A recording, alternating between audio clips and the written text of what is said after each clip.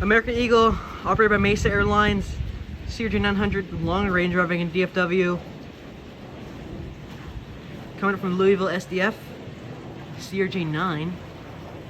That's dope. Hope. Nope. But there goes the slow planes. Like actually like very slow. Normally they're supposed to be fast and low, but and there goes the amazing turn too. That's awesome, man. That's cool. Like look how creative that is. There goes the Dallas from Louisville.